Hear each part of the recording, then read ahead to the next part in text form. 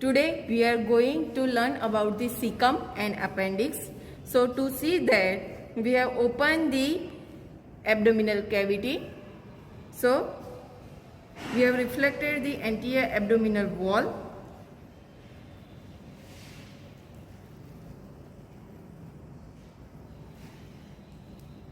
Within the abdominal cavity, now here you can see this is the liver. This large muscular bag-like structure is the stomach. This is the greater omentum. We have reflected the greater omentum upwards. So you can see the transverse colon. In the center, the coils of the small intestine, and within the right iliac fossa, this structure is the cecum.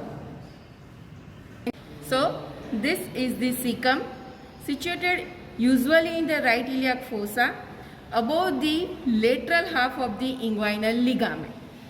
Cecum is a large blind sac forming the commencement of the large intestine. It is asymmetrical sac furnished with the tinea coli. Above, cecum continue with the ascending colon.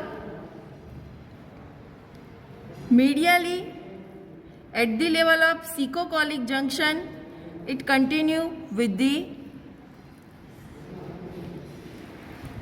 ileum, and posteromedially, cecum continue with the appendix.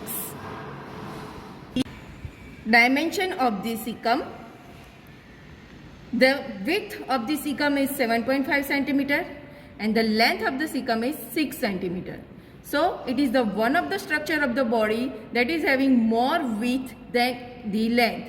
The other structure are the pons, pituitary and prostate, which are having more width than the length. Shape of the cecum. Usually cecum is an asymmetrical cul-de-sac, but the shape varies, and according to the shape, cecum is classified into 4 types. Type 1 cecum, it is known as the fetal type. Here the cecum is conical and the appendix arises as a straight tube from the apex of the cecum. In type 2, which is known as infantile type, the cecum is quadrate in shape and the appendix is attached to a depressed bottom. In type 3, which is known as normal or adult type, the right saccule enlarges more than the left one and the appendix is situated about 2 cm below the ileocecal junction. In type 4 cecum, which is known as exaggerated type, here the right saccule usually enlarges and the left saccule atrophies, and the appendix is close to the ileocecal junction. So, the type 3 normal or adult type cecum is present in 90% of individual, while the fetal type 1 is present in about 2% individual. The infantile type 2 is present in the 3% individual, and the exaggerated type 4 type of cecum is present in 4 to 5% of individual. If we see the position of the cecum, normally it is situated in the right iliac fossa. But due to faulty rotation of the midgut loop during development, the cecum may occupy the left iliac fossa, umbilical region, subhepatic region or right lumbar region, or rarely it may be present in the pouch of Douglas. If we see the topography of the cecum, it occupies a triangular area which is bounded above by the transtubercular plane, below by the fold of groin, and medially by the right lateral plane.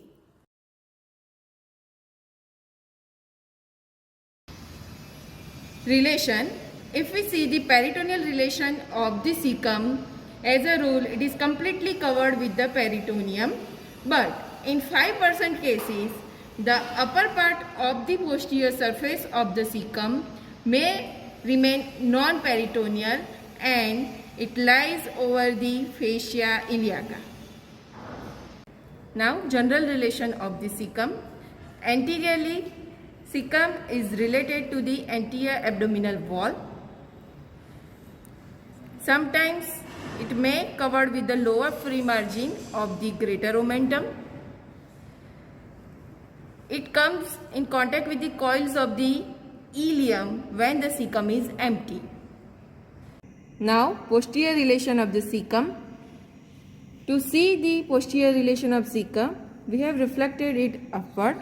The structure which are in the posterior relation, they form the cecum bed, and that structure you can see here are the right iliopsoas muscle. So this is the right iliacus muscle and right psoas major muscle. Both these muscles covered with the fascia iliaca.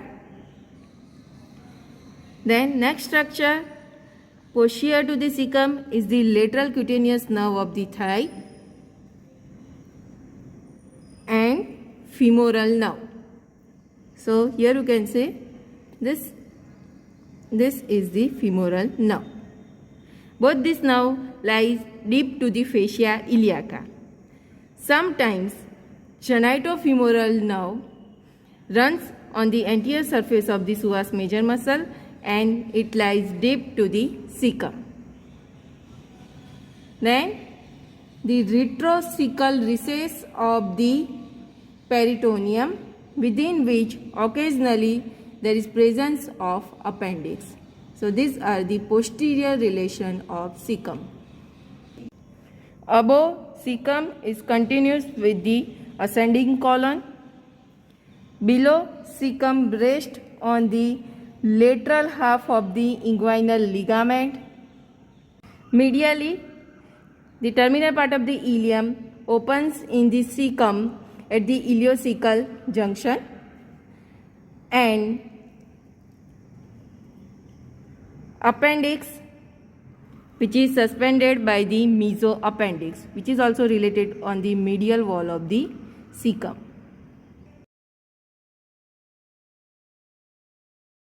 Appendix, it is a narrow tubular diverticulum which arises from the posteromedial wall of the cecum about 2 cm below the ileocecal junction. So to see the appendix clearly, we have removed the coils of the small intestine. This is the terminal ileum which opens in the cecum. So this is the ileocecal junction.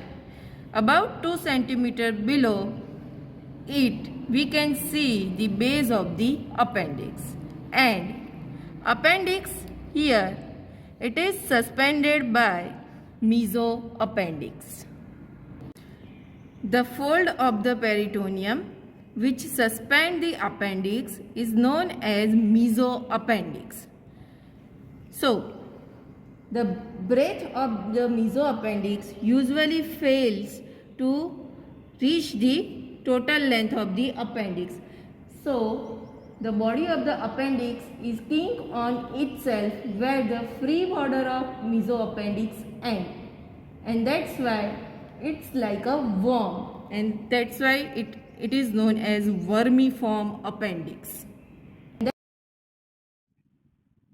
If we see the surface anatomy of appendix, the base of the appendix is represented by a point about 2 cm below the intersection between transtubercular and right lateral plane, as you can see in the figure.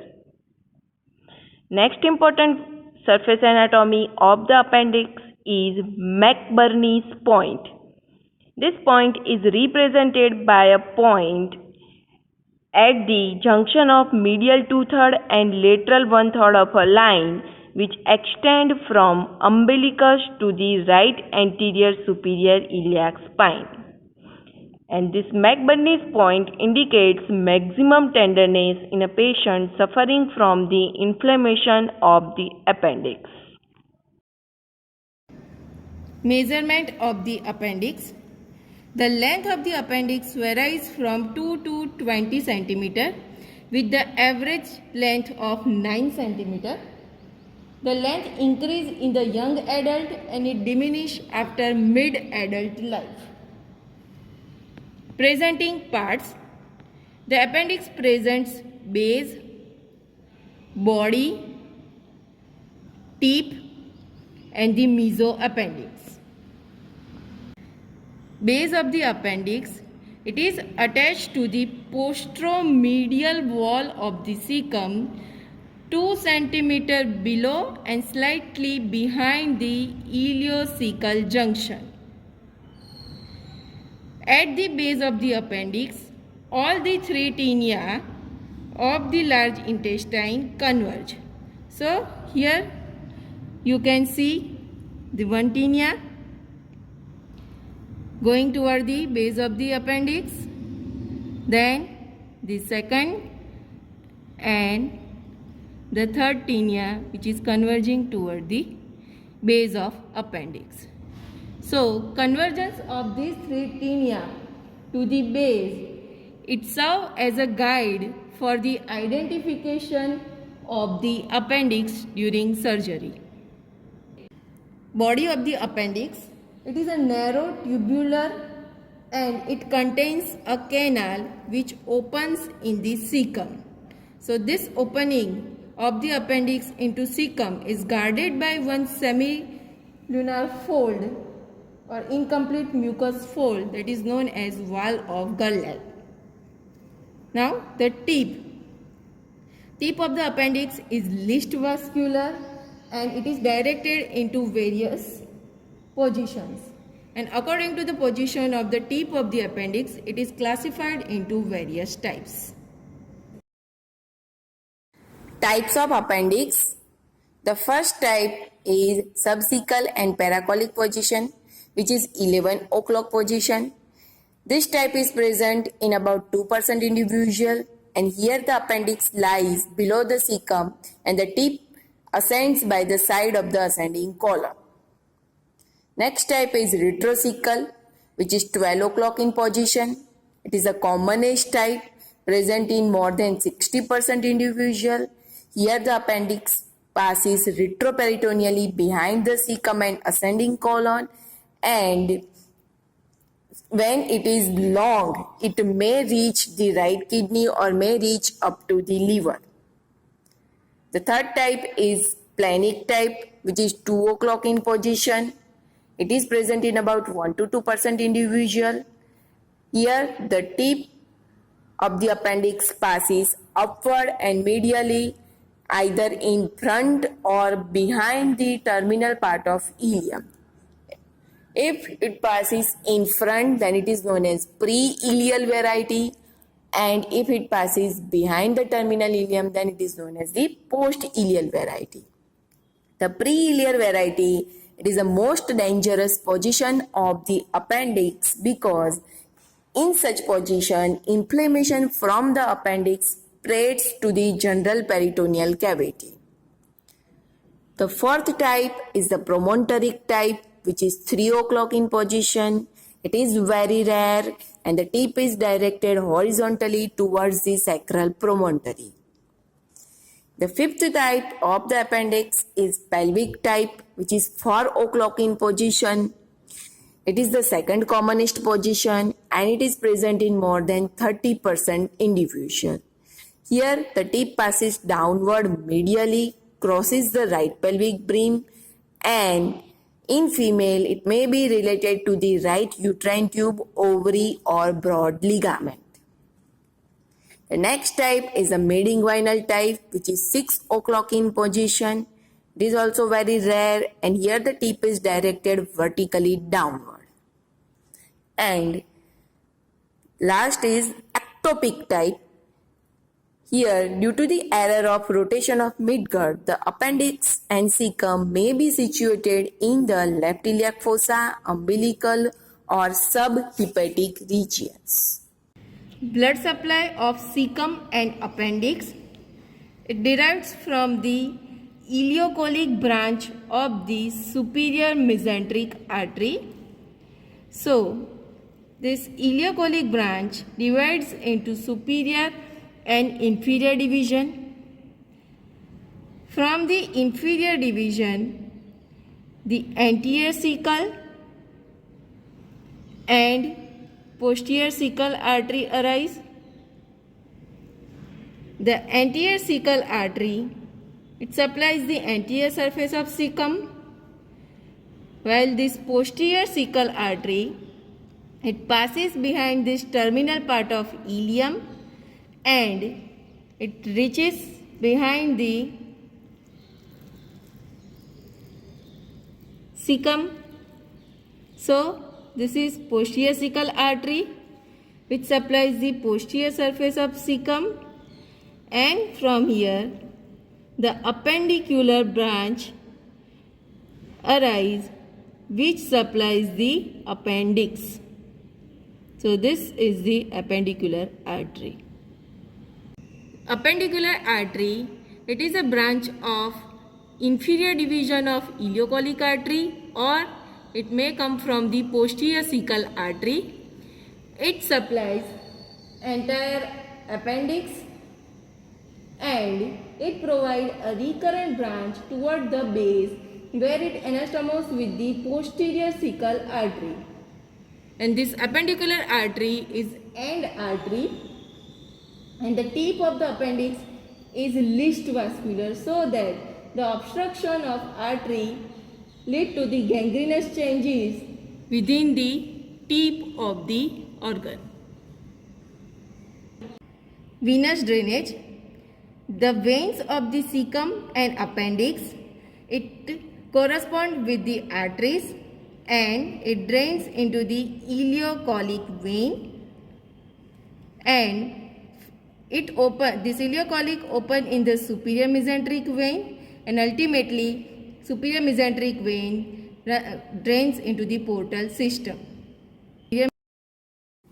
Lymphatics from the cecum and appendix first drains into the ileocholic group of lymph node. From here, it drains into the superior mesenteric group of lymph node. To see the interior of the cecum, now we will remove the organ from the body, and the separate specimen of cecum with appendix can be asked in exam. So now let's see the cecum in interior of the cecum in separate specimen. This is the specimen of the cecum with the appendix. Cecum is a large blind sac forming the commencement of the large intestine. It is situated in the right iliac fossa.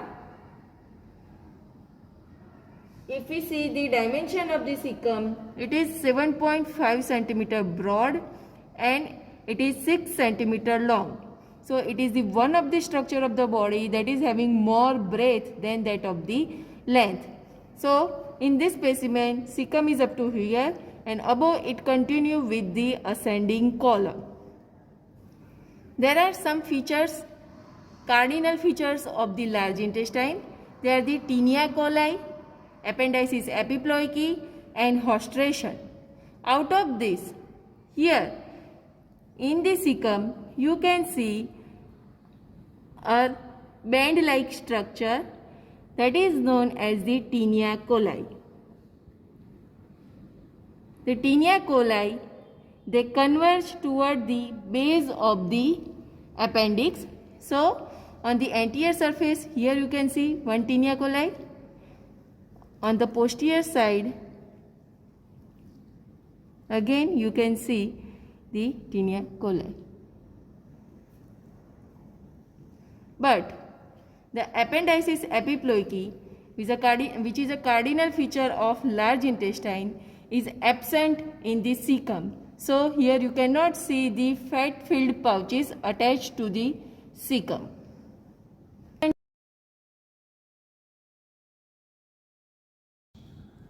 Now to see the cavity of the cecum. We have cut it along its lateral margin. Now we can see the interior of cecum. So here this is the cavity of the cecum. Above it continue with the ascending colon. Within the cavity of cecum we can see the ileocecal orifice, and about 2 cm below we can see the appendicular orifice. Ileocecal orifice, it is situated in the posteromedial wall of the cecum at its junction with the ascending colon. The location of this ileocecal orifice corresponds with the intersection between transtubercular and right lateral plane. This orifice is guarded by valve which consists of upper and the lower lip. The upper lip is horizontal while the lower lip is concave upward. Both lips meet at the end and they are continue as a mucosal fold on both the side, and this mucosal fold are known as frenula. Each lip of the valve is formed by the reduplication of the mucous membrane containing submucous tissue, circular muscle fiber with projection of the longitudinal muscle fiber. This lip present ileal surface and the cecal surface. The ileal surface of the lip, it presents villi, while the cecal surface presents no villi. The ileocecal orifice, it measures 2.5 cm in transverse diameter. The function of this valve is to regulate the flow of content from ileum to the cecum, and it prevents regurgitation of cecal content into the ileum. Next is appendicular orifice. It is a small circular opening situated about 2 cm below and slightly behind the ileocecal orifice. This opening is guarded by a semicircular mucous fold that is known as wall of Gurlach, and it is attached to the lower margin of the opening.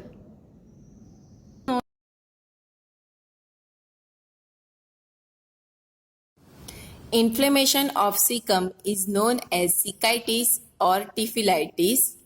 In cechitis, there is thickening of wall of the cecum, and cecum is commonly involved in amoebiasis causing amoebic dysentery or in the intestinal tuberculosis.